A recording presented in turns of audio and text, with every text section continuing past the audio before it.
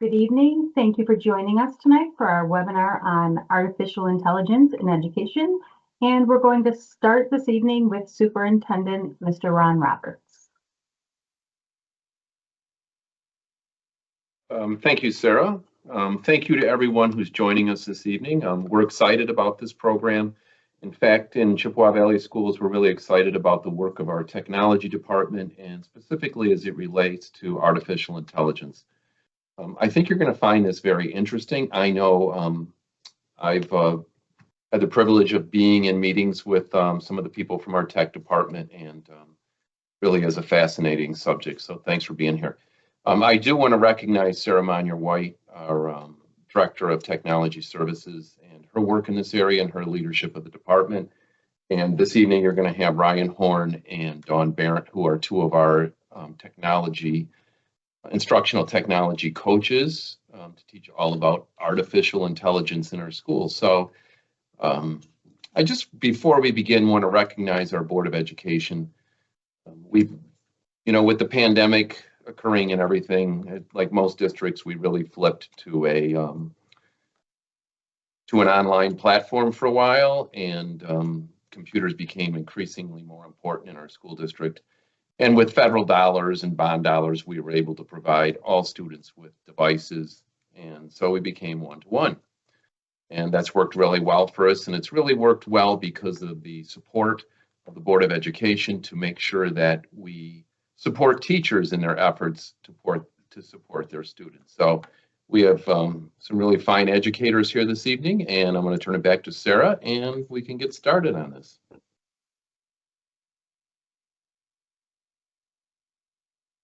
Thank you, Mr. Roberts. I'm Sarah Monyer-White, as Mr. Roberts said, the Director of Technology for the district, and I'm here with two of our district instructional technology coaches, Ryan Horn and Dawn Barrett. Our instructional technology coaches really are here to support students and teachers with using technology in the classroom. They do everything from troubleshooting to planning to professional development. They provide documentation, and they work directly with students and teachers in classrooms when they're trying out new technology tools to support them. We're so excited you could join us tonight. We're happy to have this opportunity to share with you a little bit about artificial intelligence and its potential for education, as well as what we've been doing to prepare for artificial intelligence in our classrooms. You will have the opportunity to ask questions this evening. As we get towards the end of the webinar, our official presentation will open up a chat window that will allow you to send us some questions that we can address at the end of the formal presentation. So with that, we'd like to start with a quote. If you could take a few seconds to ponder that. Because artificial intelligence is so new and there are so many unknowns, it can be scary. AI is a topic in education that will continually change. What we know today will be different next month and maybe even next week. And because there are so many unknowns, it can be tempting to close our doors to AI, to keep it out of our schools, to shut the doors of our classroom and simply block it from our students. However, we feel that AI is here and such an important part of our life already, and that impact will only grow. So we think it's the responsible thing to do is to expose our students to artificial intelligence, to teach them to use it ethically and responsibly. Think about this. Earlier this year, the World Economic Forum made a prediction that in the next 2 years, 85 million jobs worldwide will be lost to AI. But in that same time period, 97 million new jobs will be created for people who are comfortable working and have skills to work with artificial intelligence. That tells us that our students really need to learn this field and how to use AI and be ready for the future. Here's our agenda for this evening, and we hope when we're done that you'll feel a little more comfortable with AI tools, and you'll see how they're being used in our classrooms to benefit our students. And if you haven't dived into AI on your own yet, you might even feel comfortable trying some new things this evening. So we'll start with the basic definition, start at the beginning. What is AI? Simply put, AI is a computer program that aims to understand and replicate human intelligence. AI can be trained to make predictions, write stories or essays, or analyze choices. And really, AI is not new. AI has been around us for a long time. Most of us are familiar with Siri or Alexa or Cortana. Those are all forms of AI. When Netflix recommends the next series you should watch, it's using AI. Autonomous vehicles that are being developed and becoming more common, Google Translate and other translation programs, gaming AI opponents, these are all ways we're already using AI in our everyday lives. But really, in the last 2 years, what we've seen an explosion of are what are called generative AI tools. Generative AI is a little different because it takes on the components of human intelligence that we never really thought computers can do. Creativity to write songs and poems or to create a story. When we work with generative AI, every response is unique. All of us could enter the same question into a chat GPT or a Claude, and we would all get a unique, different answer from the tool. ChatGPT, Claude, Copilot, and Gemini are all examples of text-based generative AI. The output that they give you is letters and words, but AI is so much more. There are so many more possibilities. We see the development of online writing assistants, meeting assistants that take notes for you, text-to-speech generators, image generators, face generators. There are so many opportunities for AI to help us in our lives. But like with all technology tools, they come with benefits and risks. And tonight we'll focus specifically on the benefits and risks of using AI in schools. The benefits of AI, there are so many possibilities. One is simply timely and efficient feedback for students. Put yourself in the shoes of an English teacher who might have over 100 draft essays to grade. That could take several nights of work, and students don't get the feedback immediately. So it's hard for them to go on and improve their writing. Using AI tools, students can get that feedback almost instantaneously. So they can continue their work and continue to improve their writing in a timely fashion.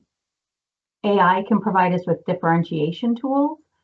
When you have students at different reading levels in your classroom and you need to provide them with content. I'm a former social studies teacher. If I wanted to provide an article about the war between Israel and Hamas, I could ask AI to provide a more challenging version of that article, as well as a more supportive one, something at a lower reading level, so that my students who struggle can still access the content. So we can use AI to remove the barriers to content so all our students can learn.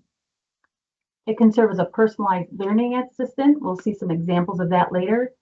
And again, the idea that AI is part of our world, we need to prepare our students for that real world work experience. But again, every new technology also has risks. AI pulls information from a large language model database. That information will have bias in it. That means the output of AI has bias. AI has been known to have what we call hallucinations. It will simply at times make up information. We've seen AI tools make up people and quotes to support sources, but it's all untrue. There are data and privacy concerns. When you input information into an AI tool, that becomes part of its database.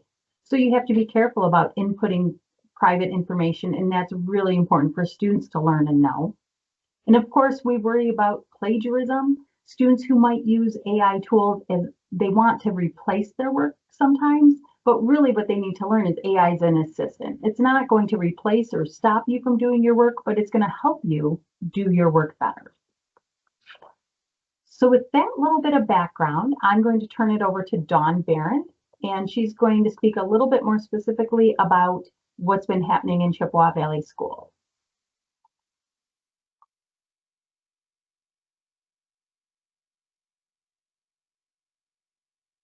You go to the next slide, Sarah. Thank you. We're going to look at more specifically AI in our district and how we've prepared our staff who will be working with students. When ChatGPT was released back in November of 2022, we decided to instantaneously block any type of AI on student devices. We needed this time to really prepare our teachers and have guidelines in place. Our instructional tech team set out to research this new technology, and we spent from the release of ChatGPT in November of 2022 to the spring of 2023 looking into what AI is, what it could do, how it could change education, and most importantly, how safe it was for our students. The following school year was focused on educating teachers on the use of AI for themselves and in their classroom, as well as developing district guidelines and classroom policies. We're going to go through the resources that were created on the next few slides, but we have added our guidance documents and parent guide to our district website. You can find them by going to our district website and clicking on the For Parents tab, and then clicking on Technology Support for Families. And you will see the things we have boxed in red. Those are the documents that you would want to take a look at. So we have information and guidance on how to appropriately use all district technology in our technology handbook. But with the emergence of generative AI tools, AI guidance documents became essential because they provide a framework for ethical, effective, and safe use of AI technologies in education. This document, our AI guidelines, guides the safe and appropriate use of AI in the district. In summary, a couple of key points in this document are listed here. We use AI to help our students achieve their educational goals. We educate our staff and students about AI. We use AI to advance our academic integrity, and we commit to auditing, monitoring, and evaluating our district uses of AI. We've also developed resources for teachers to use within their classroom with their students. The first is the Guidelines for Use document, which is essentially a summary of our district guidelines. It stresses the importance of questioning and verifying information, giving credit, keeping personal information safe, using AI as a tool, as well as recognizing bias. Another document that can be used with students is the Student Use of AI document. This provides examples of acceptable and unacceptable use of AI. For example, using it to gather research could potentially be an acceptable use in a classroom, whereas copying and pasting without citation is not. Using AI to help you understand a topic might be an acceptable use, but relying solely on what it produces is not. Lastly, we created a parent guide, which is also linked on our district webpage. Our parent guide gives a brief overview of AI and is really a summary of the information that you're hearing tonight. I'll now pass it off to Ryan so he can share some more information with you about AI in our classroom.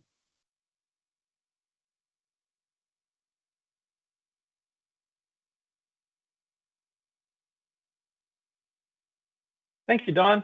My name is Ryan Horn. I am an instructional technology coordinator here at Chippewa Valley, and let's talk more about what AI in the classrooms actually looks like. So we had to create some specific guidelines and policies to make sure that AI is used safely in the classroom, and we're going to take a look at some of the specific examples of those policies or guidelines in the next several slides. So a popular tool, an AI tool like ChatGPT, they have age recommendations. And as you can see, ChatGPT recommends that 13 years old is the minimum age that they recommend for AI. And they say that 18-year-olds is the recommended age to use without parental consent. Well, Chippewa Valley used these age guidelines to help develop our policies. And as Sarah mentioned earlier, AI is not going anywhere. It's here to stay, and it's only going to get more prevalent in our society. And as educators, it's really our responsibility for showing the students the right way how to use AI, how to use it ethically. Because if we don't teach our students how to use AI, chances are they might learn it from who they sit by in the back of the bus, and that's not super helpful. So we can also use these tools, as again, Sarah mentioned earlier, to help prepare students for jobs that we don't even know what they're going to look like, what might exist in the future. So moving forward, these are some guidelines that Chippewa Valley has created for our students. For our kindergarten through 8th grade students, we have a tool called School AI that's available for all of our students to use. Other AI sites are blocked for students at this age. However, there are some programs that we'll take a look at on some slides coming up that have some AI pieces embedded in them, and we'll talk about those. Things are a little different at our high school. So our freshmen through seniors in high school, School AI is also available for them, as well as ChatGPT. ChatGPT is open and available for our high school students. And then similar to our kindergarten through 8th grade, other AI sites are blocked. And again, there are some programs that do have specific AI embedded in them. Let's take a look at some classroom policies. So all teachers are required to have classroom policies on AI. And it's important for the students and the families and the teachers to know what to expect when certain assignments are given. So let's take a look at what these 3 policies kind of look like. And please keep in mind that these policies were created over time. There was a lot of time spent on these policies with teacher input, administrator input, and so forth.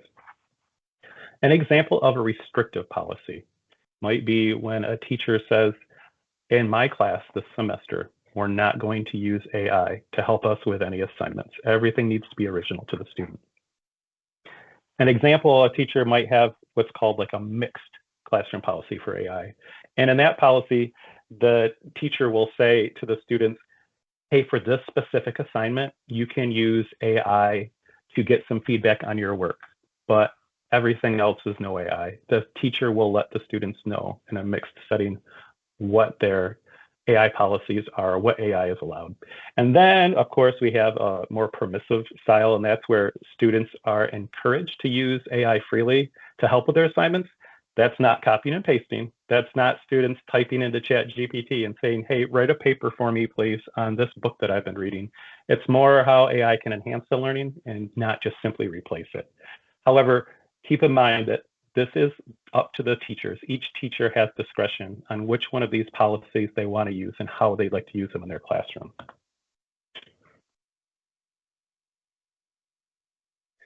Okay, so we have a very short little video here that we're going to play for you, and just pay attention to what Holly Clark says are the 2 most effective ways that AI can help our students from the student perspective. What are the 2 most effective ways that generative AI is changing education? Well, spoiler alert, one of them is not lesson planning. So I've had the opportunity to work with almost 100,000 educators on using AI in the classroom. I've learned a lot of lessons, but I've learned my best lessons from sitting with students who are using it. And here's what the big game changers are. Getting students instant feedback and giving them a thought partner that helps them progress in their learning journey based on their individual needs. And the AI is now built so that it's safe for even a kindergartner to use. I'm not talking about ChatGPT, of course. I'm talking about individualized education apps that really get to the core of what I'm talking about here. So for instant feedback, I have some that have really risen to the top when I've seen them in the hands of kids. That is Snorkel, Brisk, Mirror Talk, which is a reflective instant feedback, and School AI, which gives instant feedback across all subjects. I'm really impressed when I see what the kids can do with this instant feedback. It's actually mind-blowing. And for that thought partner, well, for me right now, School AI is head and shoulders above the rest. What I have seen happen with School AI in students as low as kindergarten is my dream scenario for education. So if you think that teachers using AI is important, you're right. But getting the AI in the hands of students is equally important. Thank you, Sarah. So again, a couple important pieces ways that AI can help students, as Holly said, and one of them is a thought partner. And that sounds great, but again, what does thought partner actually look like in the classroom? An example would be, let's say students are reading To Kill a Mockingbird, and a student wanted to understand why Scout's perspective as a child narrator in the story, why is that important to the story? Well, instead of waiting to talk to the teacher, the student could use AI, and the student could ask that, why is Scout's perspective as a child narrator important? And the AI might respond, well, let's explore that together. AI might say, what moments in the book stand out where Scout's childlike views affect how we see events. So with that dialogue back and forth, it's going to really help the student shape their thoughts and not give them answers. Another feedback example, maybe a student is working on a math assignment and maybe they're stuck. So the student on AI could say, hey, I'm stuck on this problem about finding the area of an irregular shape in our garden. And a feedback tool, AI, might respond with, hey, what do you know about finding areas of complex shapes? Could you break this shape into simpler parts? And having discussions like this with the AI back and forth, again, it's going to give the student feedback to help make sure they're on the right track. Thank you, Sarah. Next slide, please.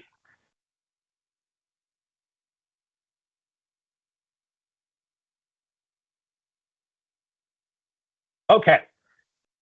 Can we go? Thank you. Perfect. So as we mentioned earlier, we do have some tools that we currently use in our district that have AI embedded in them. And we're going to take a look at these 3 programs, Canva, PowerPoint, and Book Creator, and real quickly go over how AI is involved and embedded into these programs. Okay, our district has Canva. We use Canva with our students. It's an amazing program. Students can create so much wonderful things with Canva. And instead of just consuming technology all the time, we like to have our students use technology to create. And Canva has some different ways that it implements AI. I'll go over just a couple of them on the slide here. Magic Design is a tool where students can use AI to choose a design for their slides, the background, the color scheme. And instead of searching for hundreds of different designs, the students just type in what they're looking for, and it will help create a slide deck like that. Magic Media is a great AI tool.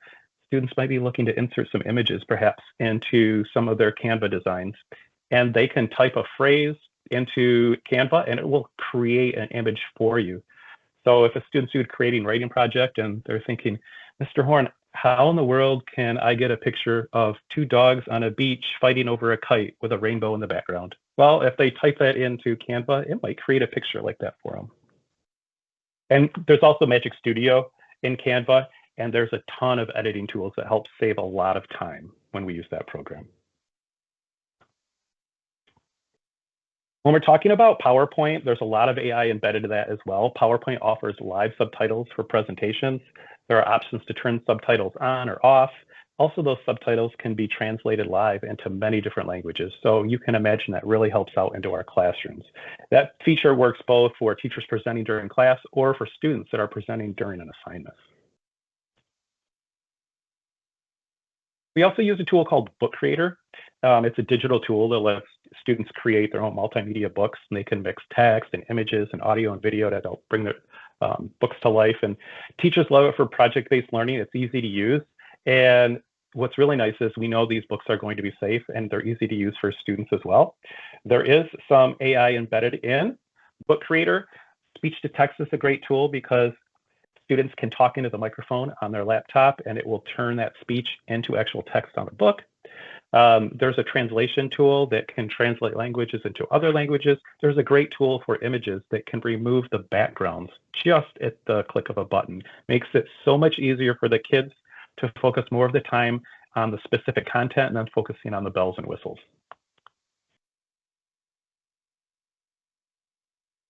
Okay, so that covers AI that's embedded into programs that we've already been using. We're going to talk about a specific program that we have here at Chippewa Valley that we're really excited about called School AI. And School AI is known for its customizable AI-powered learning that can be tailored by the teacher. Let's dig in a little deeper to School AI. So School AI has a lot of tools and a lot of features to it, but a couple of things that we really like, it was developed by educators who were concerned about the use of AI with students and the safe use of AI with students. It helps teach students AI skills and literacy in a protected way. It's FERPA and COPA compliant. What's really nice about School AI is the teacher has full control over all access of it. And we're going to get into that as we take a look at some School AI features on future slides. Next, please, Sarah. One of the features that School AI is known for are called spaces. And spaces are places where students can interact with different chatbots in School AI. And couple of the highlighted ones are you could chat with a historical figure. You can see Abraham Lincoln there. Teachers can set this up and students can have a text-based chat with someone like Abraham Lincoln, and School AI will respond in the persona of Abraham Lincoln. So let's say a student could ask Abraham Lincoln, if you were living today, how do you feel about the Electoral College compared to the popular vote? What do you think should happen? Or Abraham Lincoln, what are your views on our current economy compared to when you were in office? And he will respond back in the voice and persona of Abraham Lincoln. There's some other great features.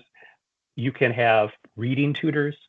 There's places for students to practice math facts. Pretty much anything that can be a tutor or a way for a kid to learn, you can use with School AI, and the teachers can set up specific customizable rules for all of these. Next, please.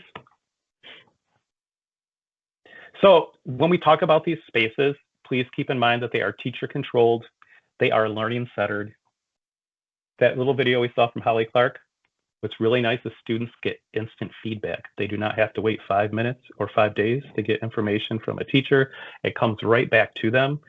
We find that kids are engaged with using this, and there's so many different ways that it's customizable. So let's go to the next slide and take a look at what one of these spaces might look like.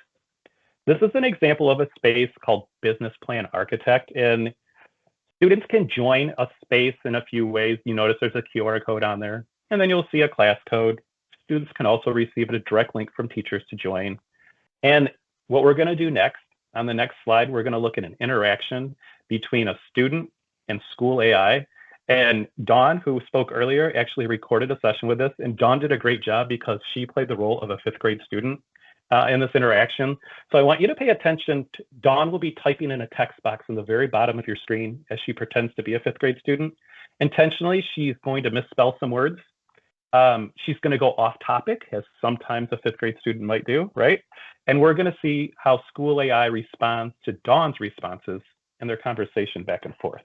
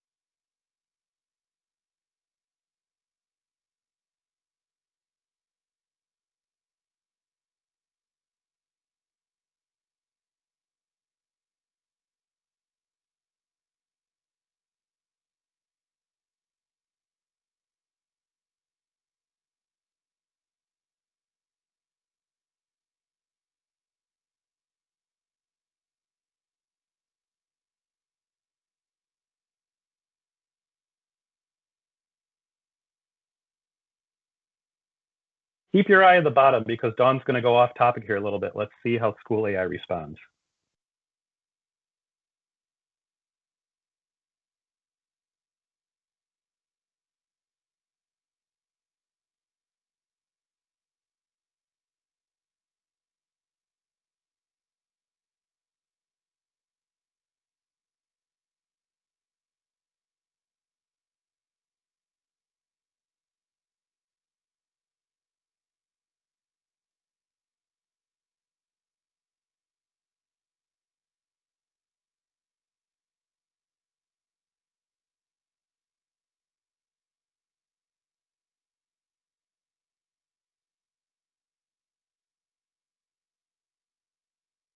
Okay, as you saw there, School AI did a pretty good job of redirecting Dawn when she got off topic by asking her questions and got her engaged back in the story. So that's the student view. On the next slide, we're going to take a look at the teacher dashboard and what the teachers actually see on their end and how that can be helpful. Thank you, Sarah. This is the teacher dashboard view. And as you can see on the left-hand side, working top to bottom, there's a list of students in the class. And as we work left to right, you'll notice there's some yellow emojis. and also what says a headline. And those emojis in the headline, they summarize the student's engagement level with a certain specific activity in school AI. What else is really, really nice about this is a teacher can click on any student interaction and it can pull the whole conversation, the entire conversation that a student had in school AI. They can pull that up to see what's going on. And over on the right-hand side, you'll see some students' names with some text underneath. For instance, one of them under Gina says the student used inappropriate language during the conversation. And that's a great way for the teacher to go have a one-on-one quiet conversation with that student and remind them the rules that they have when working with AI. So next, I'm going to turn it back over to Dawn, and Dawn's going to talk more about ChatGPT. Thank you, Ryan. Sarah mentioned at the beginning of the presentation that the different generative AI tools that are available, one of which is ChatGPT. We spent our time in the technology department testing out various options and looking at what, if any, would be the best for our students. And we decided to unblock ChatGPT, but only for our high school students. As Sarah mentioned, ChatGPT is a generative AI that can answer with human-like text responses. You can ask it questions, engage in a conversation with it, or ask it for information on a diverse array of topics. While it is accessible by high school students on their district devices, a teacher's classroom policy determines if ChatGPT is allowed to be used for that particular class. It does require an account to use, but that account is free to create.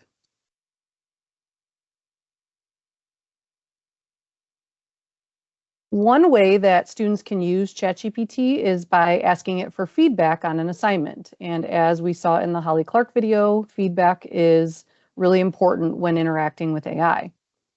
This example shows that a student could upload a rubric from their class and upload a writing that they have done and ask ChatGPT to provide suggestions for improvement.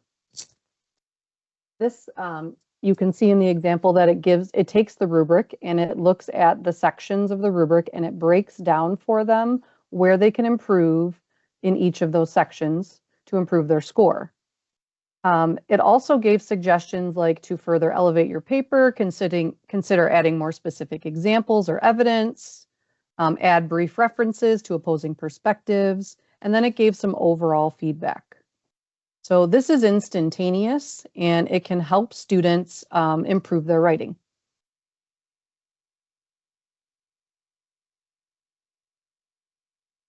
Similar to the conversation thread in the teacher dashboard of School AI that Ryan just showed you, ChatGPT has a feature that allows the conversation to be shared. Depending upon the classroom policy of the teacher, students may be asked to share the results of the chat. That can easily be done by sending the teacher a share link, which shows the interaction of ChatGPT and the student. So they would just copy that link, email it to their teacher, and it shows exactly what was typed in and how the AI responded. ChatGPT can also be used as a thought partner. Students can use prompts that they enter to ask questions for ChatGPT. Teachers may also provide prompts for students. You can see on the left of the screen, that is the prompt that was placed in there. And again, this would, my guess is, would need to be something that teachers would work through with students to come up with, like, don't tell me the answer, because ChatGPT naturally and inherently will give students answers to questions that they ask. So telling it to not give me answers is something that has to be put in the prompt if it's not something that you want to have happen.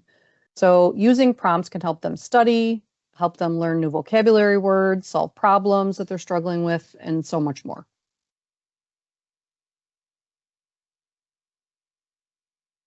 So as instructional technology coordinators, it's our job to help teachers and students with technology, but we're all parents, and as parents, we have found it a valuable tool to use at home with our own children.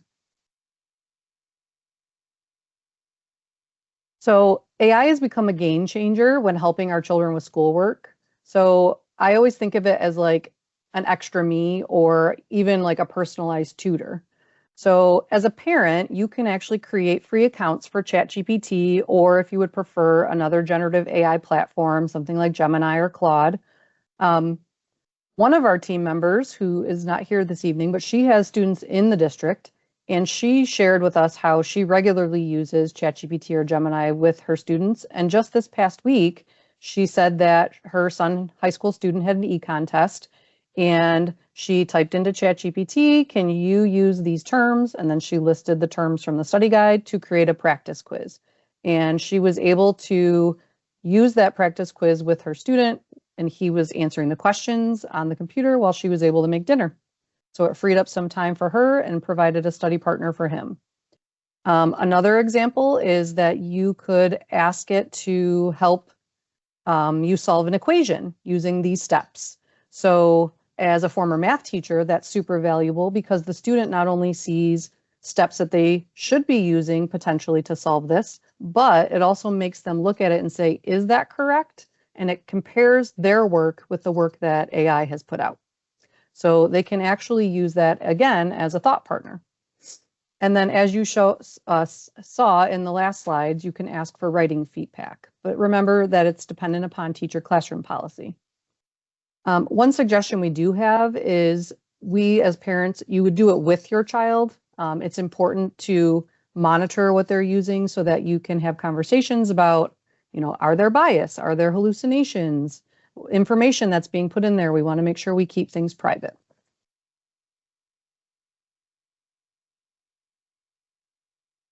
Give you a second to read this quote.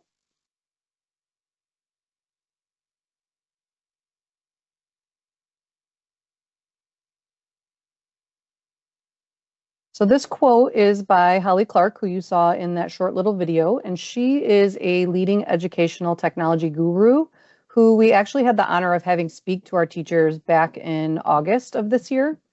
And I know it was said earlier, but we have the responsibility of preparing students for jobs that don't even exist yet.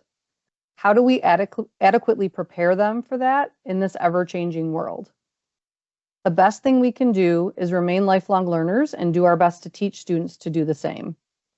And artificial intelligence is the next step of learning that we all need to take. And then now pass it over to Sarah, and we will open it up for questions.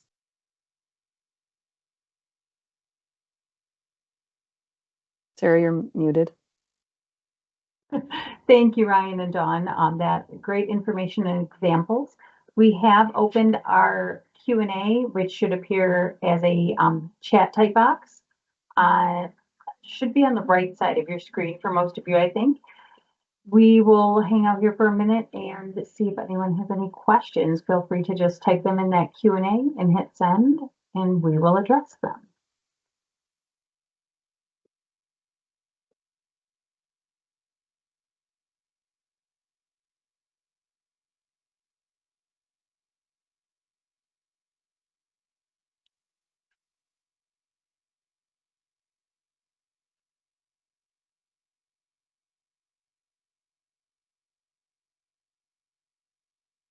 As you think about any questions you want to pose to us and put them in the chat, I do want to share one last thing with you. Going back to School AI, again, this program is available to all of our students K-12. It's that teacher monitored learning space. It's also a space you can utilize as a parent. They do have free accounts. So if you're interested in diving in to create spaces as a more guarded way to have your students use AI for homework help at home, you certainly can. But we do have an example space. We showed you the video earlier of Dawn as a fifth grader interacting with School AI. If you would like to capture this QR code and tiny URL, we do have a space open. If you go to that QR code or tiny URL, you will be a student in a space. So you can try for yourself to see what happens when you try to throw the AI off topic, or if you throw in inappropriate answers. We will be able to monitor those on our end. So keep that in mind, but feel free if you want to try that out and get a more hands-on view of School AI, feel free to record that. Just snap a picture of that if you have a phone handy, and you can try that out at your convenience.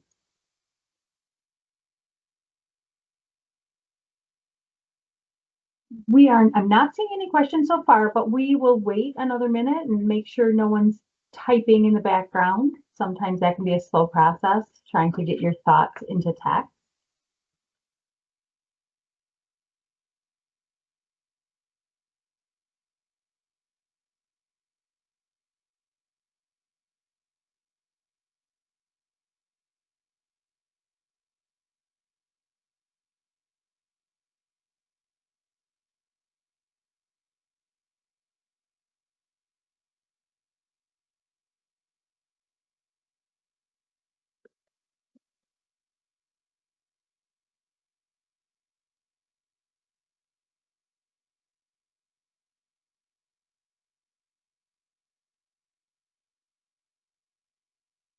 All right, I do see a couple questions. I think they came in a different way. I missed my apologize. So we have a parent asking about how hallucination and bias are being taught to students. We've provided a lot of information to our staff and really are depending on our teachers to bring that information to the students because we're not there every day. We have provided resources to be used in high schools. We're doing advisory this year, so we've provided some digital citizenship type lessons and AI lessons there. And because our teachers have different policies, our teachers have the ability to choose when and if they're going to incorporate AI. Our expectation is they'll provide a lot of that information to their students when they incorporate it. So it wouldn't make a lot of sense to have a teacher who has a restrictive policy and doesn't allow AI in their classroom to then be teaching about AI and bias and hallucinations. Dawn or Ryan, I'm not sure if you want to add to that at all.